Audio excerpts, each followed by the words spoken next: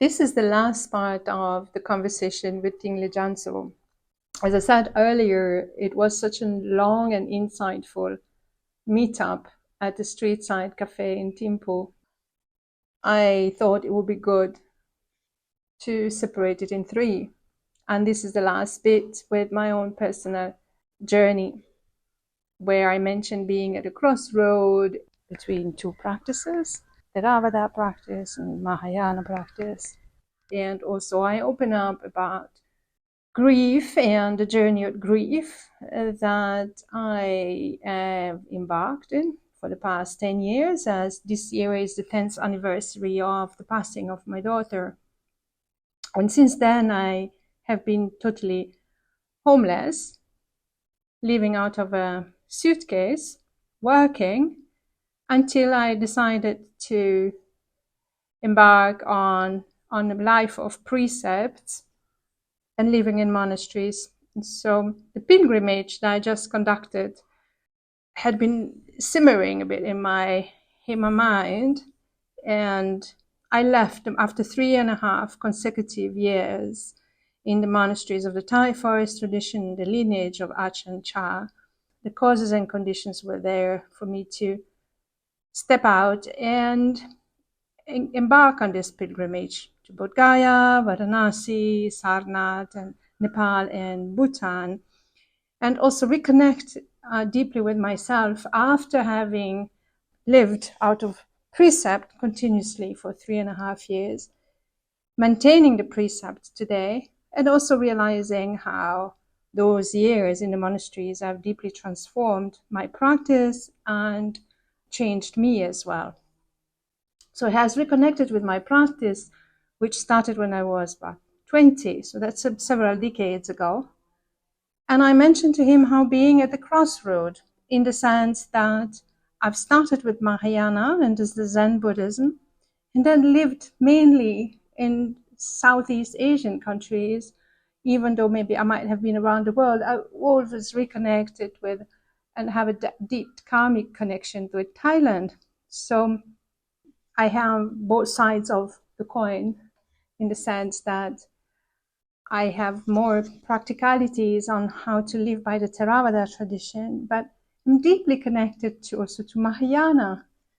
And I feel more at ease with the Mahayana practice. And I also think that has to do with the gender, probably. The 3.5 years in the Thai forest monasteries in the West, that includes altogether 6 months at Abhayagiri forest monasteries, 6 months in Canada at Birken Forest Monastery, the longest, and then also Tisarana in Ontario, as well as some time at Temple Forest Monasteries, Jetavana in New Hampshire, and then about 1.5 years at the original dwellings of the Thai forest monasteries in the West, and that is first Chithurst Forest Monastery, also known as Chitta Viveka, in Sussex, England, and Amaravati Buddhist monasteries north of London. In all those 3.5 years serving as a kitchen manager, I also realized how it is very heartful and bring out this bodhisattva practice of serving others, exclusively serving others. As an upasika, a person who lives nearby, which in the Theravada tradition holds a very important position in the sense that it fulfills roles that are traditionally not allowed to be fulfilled by monastics, such as cooking, driving, chopping trees as well when needed, especially for prevention of forest fires, and financial matters. All that, I find myself now at a crossroad, and I don't usually open up about my own personal journey, except maybe for grief, probably because grief of child loss carries a very important part of our own human vulnerability. And I share that with him. And maybe there will be other opportunities for me to share this own personal journey in the Dhamma, but definitely grief had put me on the stream of Dhamma, not looking back, so no return. You swim in the Dhamma, you swim in the stream, and that's it. It's a bit the message that I got from my daughter when she passed away. Stop contemplating the Dhamma from one bank of the river to the other. Now go into the river, go into the ocean and swim. And that's what I've been doing. So I'm asking him and share with him insights and a few issues that I might encounter with that. I bring his insight to my heart. I keep them to my heart as they were really very nice. Let's listen to that, and thank you for being with us.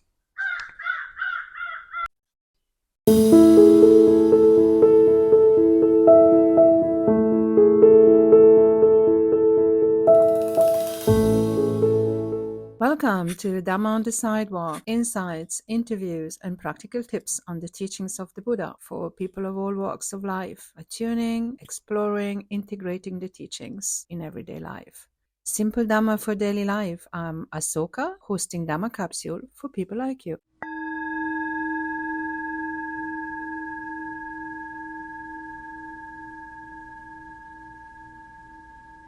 I'm only interested in being immersed in the Dhamma, I left the monastery in the UK, decided to go pilgrimage in Bodh Gaya, which I've done all by myself. And I have discovered this world. So it's not just Bodh Gaya, because it's been a few years that I really have to make it possible to go to Bodh Gaya one day. I had this thing that I like a magnet. I have to go to Bodh Gaya. I really want to go to that place. I kept watching videos on YouTube. Bodh Gaya, oh my gosh, how am I going to do this?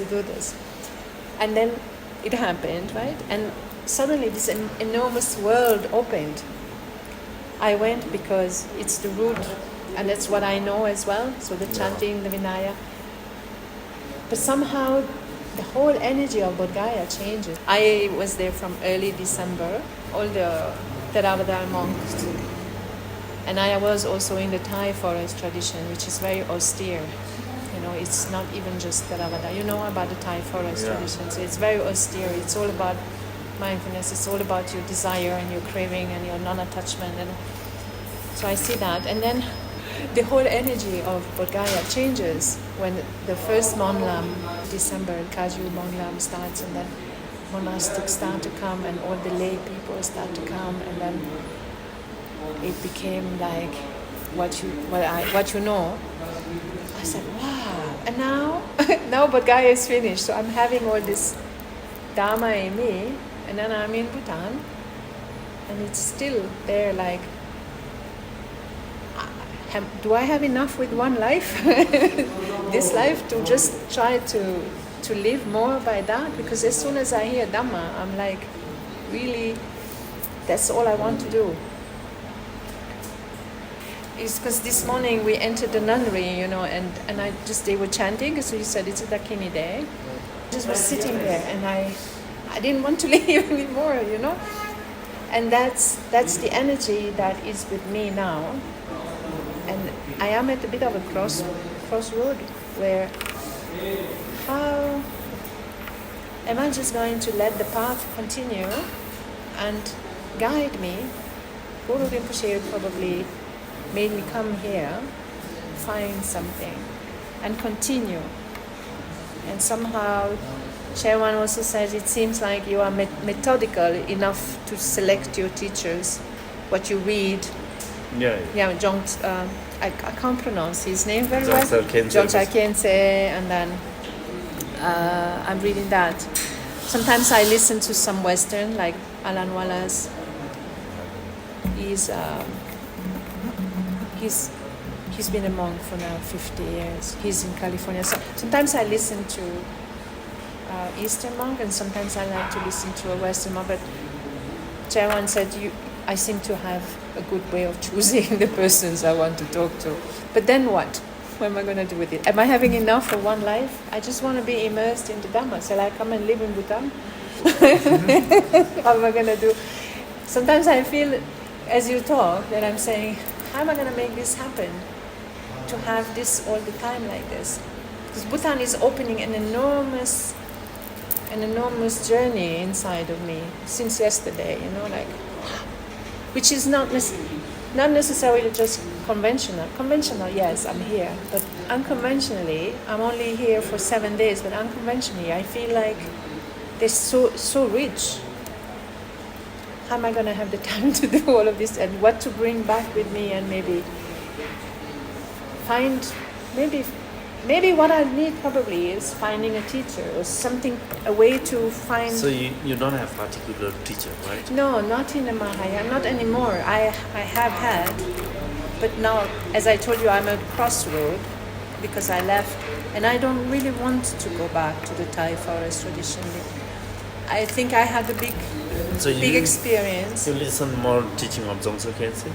Yeah, I like the way he's quite good in teaching. And he's deconstructing everything. Yeah, he's very good way of teaching. The life, you see, the life is like a space. The life is like a cloud in the space. Right. And the things you have to know is like space. So your life can, in one life, the space can't fit. So I have to come back how many times? Yeah, so see, this is one thing, right? Yeah. But, attached to that, maybe I'm now quite qualified with this mindfulness, like that. It's happened, right, sometimes. And in Bhajana also, when you visualize, then you see Guru Rinpoche, everything, so it comes, right? But this is not the final. So because to guide your way, there should be one teacher. If no teacher, then the guiding yourself. At the end, then you have to guide yourself, because the ultimate master is yourself. In Buddhist philosophy and Mahayana, Vajrayana, there is different kind of teacher we learn. At the ultimate level, you are your own teacher. The teacher is pointing at something that is already inside. Yeah. That's why it resonates. If you really want to practice Dharma, if you really want to be deep inside Dharma, the one teaching is possible that it can take you to the final destination you want to. I left the monastery, so my daughter has passed away 9 years ago, and after that my life changed completely, and then my belongings became, from this table it became this small piece of wood, and then maybe it became a little bigger, and then now I'm with one luggage. And then in the monastery, when I left, I took whatever I had. So I had that with me, and it's really not much. And I'm experiencing that over and over, and it's liberating not to have that. Somehow it feels a bit unsettling in the sense that not being monastic, it's perceived differently. Even from an administrative point of view, where do you live, or how do you get a new passport if you don't live anywhere and you don't have a home? But I always manage to organize that somewhere. Yeah, but on another level, it's just so easy to see all of that and say, well, actually, yeah, it's nice, but don't need it. Yeah. So that part is done, the non-attachment part, but it's nomadic, but without the monastic clothing. It doesn't matter. It's just, I was just saying like this. Yeah, it's good. And I think also that when my daughter passed away, she kind of kicked this. When the Buddha said that Dhamma is like you go into the stream, right? Yeah. So my daughter was a bit special. So I was going to meditation, and I say, come with me, and then she would stay somewhere, wait for me, and then if I'm driving and I'm like getting a bit anxious or nervous, she would say, you didn't do your homework properly, your meditation. So she was very much aware that Buddhism was part of the of the lifestyle that we had. And I had a sense after she passed away, maybe a few months to 3 months after, that it's like she's kind of encouraging me instead of watching, because all my life I've been Buddhist all my life, doing meditation or here or there, always a bit like there is me with my practice and then there is that Dhamma there. But it was, Mama, now you stop watching and doing. Now you go inside, you kick the rafter, you go in the stream, and nothing can take me out of there anymore. So even this is gone, this is gone. So she opened a lot of, it was very painful, obviously, the fact of not having her, but that doesn't matter. Somehow it became now after many years, it doesn't matter. It's like almost, sometimes I'm speaking to her and I'm grateful and saying, I'm doing good things now. It's like she has opened all these gates. And also because I think the suffering was so bad. The suffering was really almost eating you from the inside. It's really not good one. But it's a big teacher. It's a very big teaching. Also in terms of not feeling, not mine, not me, not self. It was very, very deep. But then, when you start living in life again, I said, okay, so what now? And she opened all these opportunities. I'm not recommending to anyone to just have that suffering to happen for this to happen. But that's how I can now live with just this. It's okay. It's not just this, but it's almost just this. Because there's something bigger out there that is caring. So also maybe even the suffering has changed now. You're coming into a gratitude a bit. Yeah. And it took a while. Okay, now I understand why you're gone. It was not easy. Somehow maybe talking to me as well. Pointing into the direction. It's like the hard part of your life becomes your best teacher. Yeah, it was a hard one though. It was really a very hard one. And to get back and understanding a bit, as a Westerner, I had to really to get rid of the sense of guilt. But I guess it's not just the Westerner. I think maybe a little more because I'm Westerner. The sense, what's wrong in my karma for this to happen? It's not wrong in your karma. I know. But it took, why I didn't take her to the hospital earlier, because she just got malaria, right? So why did I wait 3 days to take her to the hospital? It's not that. That's not the way. That's how the conventional reality happens. But also she had dreamt that she was going to pass away a month before. Oh. Yeah, and she asked me, is that normal that I dream? The children do? Same like me. Huh? Same like me. I also dream like this. You dream? Yeah. That you pass away? I'll pass away in 40. Just now I'm 35. Maybe there's a new something happening. Yeah, maybe. And she was like, really? When I was 7, I used to say like this. Really? I'll pass away at 40. Uh-oh. But I don't think it. But she did that. But anyway, after that, I went to see a bhikkhu in Bangkok, because that's where I was, and he's speaking English very much better than I can understand this in Thai. So I said, which part of my ego do I need to drop, because I feel guilt and something wrong with my karma? And he went, there's nothing wrong with your karma. But you tell this to a mother. After 1 year that the daughter passed away, as mother, you have a responsibility for my child. Yes, yes, you did everything fine. So in that sense, I'm saying there's a lot of work that has gone into understanding and let go. And then all these doors started to open. Okay, in the Dhamma, go, swim. It's very good. It's a great chance to practice Dhamma.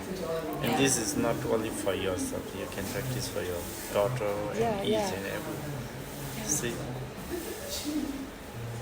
I've done a lot, even in Bulgaria, because it was anniversary and then it was birthday, you know, I was always there somehow. See what I'm doing now?